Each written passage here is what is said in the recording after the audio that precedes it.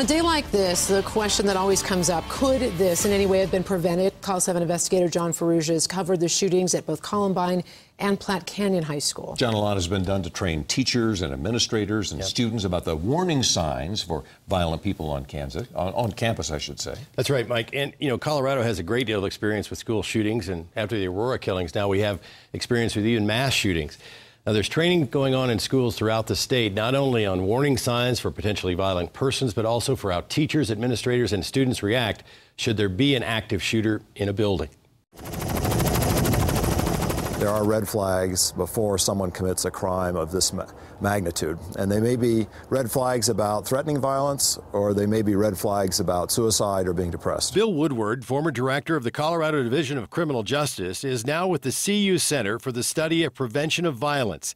He says on a day like this, parents should be asking questions about their children's schools. First, they should be asking how safe are the schools, and they need to have a safety plan. They need to look at that safety plan in every school to make sure that it covers not only the school climate of the school, but also the physical aspects of the school. Those are questions that were first raised after the Columbine massacre over a decade ago, when 2 angry students went on a rampage, killing 12 students and a teacher. You should be alarmed if there are problems with bullying in the school.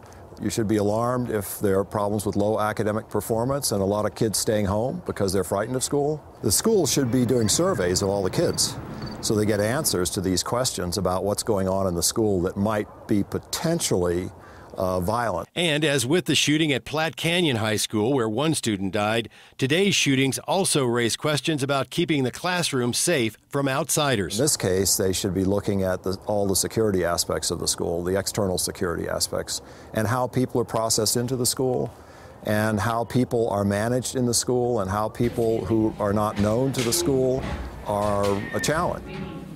Now, what is unknown at this point is whether the Connecticut Elementary School had trained for an active shooter incident. Now, many parents know about fire drills and even school lockdowns, but neither of those involves any training for what should be done if someone comes into the school with a gun and shooting.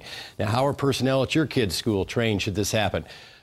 And do they know what to do? And how are your kids going to be protected? Now, those who have been through these incidents say these are questions parents and administrators should be asking to make sure there's a plan in place and that plan is practice.